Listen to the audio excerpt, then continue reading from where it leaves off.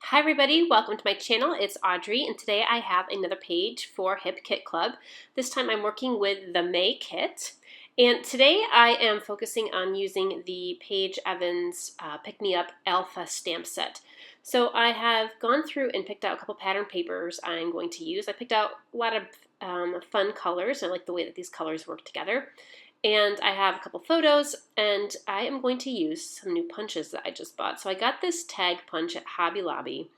This layout actually ends up being more about this punch, I guess, and more focused on the punch than the alphas. But I do bring the alpha stamps back in at the end. But I got this punch at Hobby Lobby.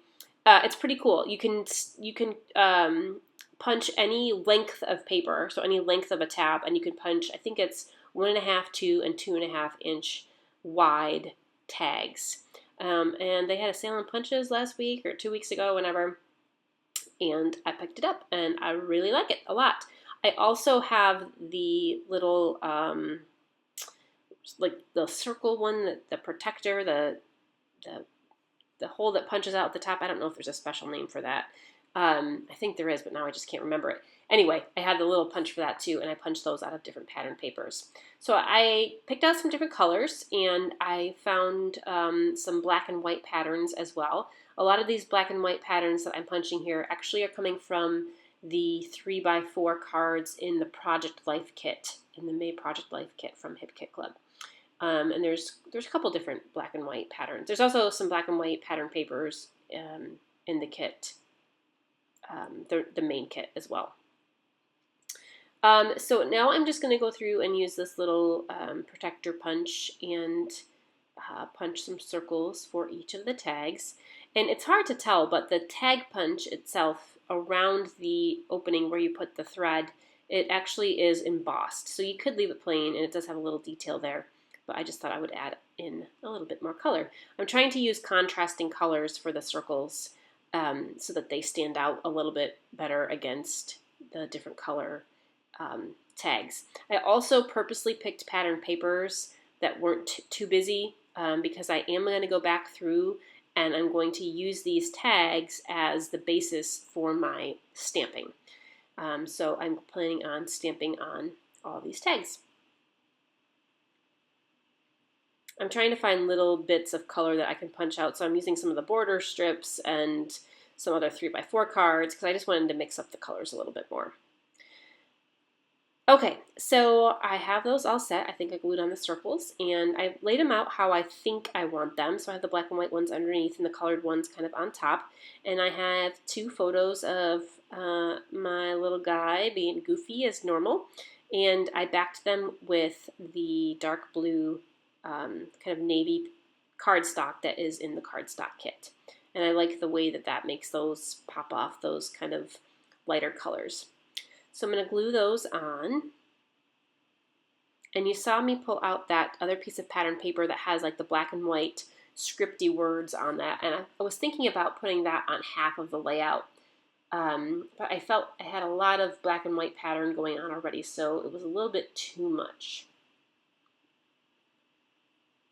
So I'm going to try something here. This paint, this green paint, comes from the color kit this month, which has the Vicki Boutin acrylic paints, and I wanted the green just to be a little bit brighter. I like the green on that kind of leafy pattern paper there, but I just felt it was a little bit, I don't know, I just wanted something a little bit brighter to kind of go along with the feel of my photos, these kind of bright, fun, silly photos. So I just experimented on a piece of scrap paper there, and then I went over it with my I went over my actual tag. I did add in a little bit of blue paint to kind of tone down the brightness, just a tad. Yeah, and I like the way that that shade of green fits in better with the other colors there. So this washi tape also comes in the kit, and I thought that that would be a good way to ground my photos, or ground the tags rather, and the photos, I guess, to create the vertical element that I can have the tag sticking out to the left and then have the photos run down that vertical line. I also pulled out this die cut paper. Is this from Vicki Boutin too? Actually, I'm not sure. I'm not gonna. Maybe it's Heidi Swap. I can't remember who makes these die cut papers, but there's a couple of them in the kit, and I love that because I know a lot of people don't have cutting machines and things like that, so it's a good way to use a cut file type of paper that's provided for you in the kit. So I put the star paper behind my photos, and then I took some stickers from this American Crafts Creative Devotion sticker sheet, and I absolutely love, love, love these sticker sheets. I have to confess that I actually bought, before I knew that we were getting this sticker sheet in this kit, I actually bought this sticker sheet from Hobby Lobby about a month ago. I just saw it in an end cap, and I thought, oh my gosh, I have to have that. And now I have another one from this kit as well. That's okay, I'm sure I will use it. I'll use it up. I love the way that the colors of the stickers I use completely pick up the colors of the tags. So I love the way that they are matchy-matchy. So I still have yet to stamp on the tags, which is supposed to be the focal point of my layout here. So I'm getting to that, but I was just playing around with the embellishments and I was kind of in a flow, so I decided just to go with it. These are like a navy, it's hard to see in the video here, they're a navy glitter sparkle sticker. They're foam. And I liked the word okay and used a couple of the dots on there, just scattered those around, and one of the stars too. So finally, here comes my work with these alpha stamps. And so what I'm going to try to do here, I always get nervous when I stamp because I'm like, what if I mess it up? What if I don't like it? You know, what if I stamp wrong? I'm going to have to do it all over again. And I usually don't go back through and do things over again. I just, you know, if it's wonky or whatever, I just kind of live with it. So I get really nervous when I do this. So I picked out a couple words and was just going to put the word on the tag. I first thought about journaling a whole long thing on the tag, but then I thought it would take me forever. And so I just picked out one word to put on each tag to kind of make a 4-word title. And I stamped with a dark blue ink, and I'm doing that, so each word. So I have typical, dude, silly, and laugh. So if you read them from top to bottom, they're going to say silly, typical, dude, laugh. I don't know why this was dumb. I did the word typical, then took all the letters off and did the word dude, and then I'm like, all right, I got to fill in the rest of this tag. So I'm going to go back with the same word typical, and I'm using a different blue ink, and it's a much, much lighter blue. I just kind of want the shadow of the word.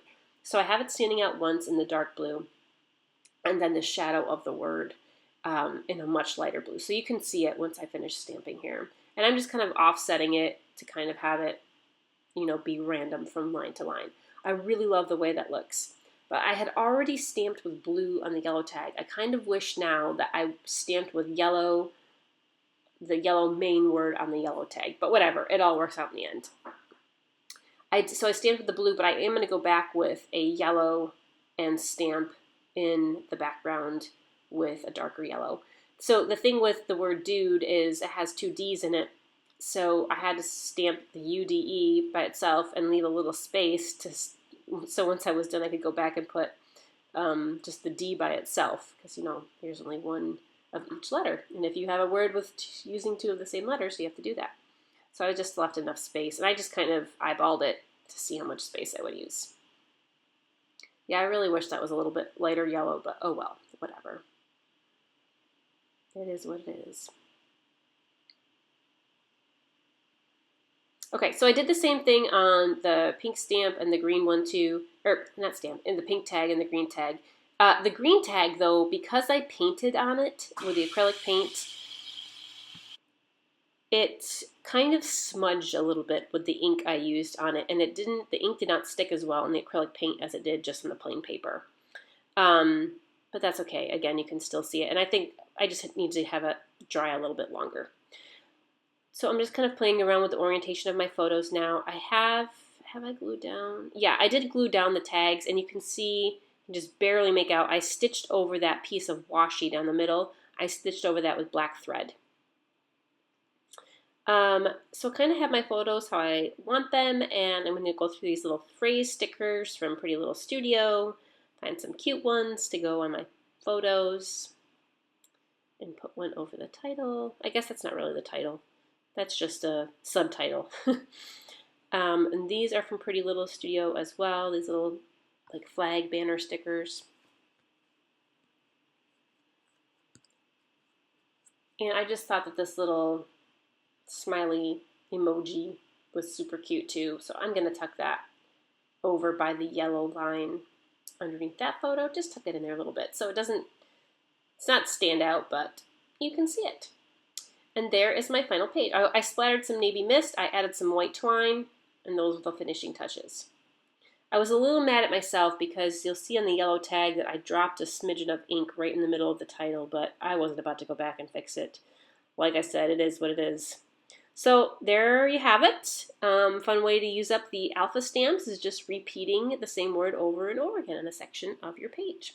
So hope you enjoyed. Thanks so much for stopping by, and stay tuned for another page soon. Stay scrappy, my friends.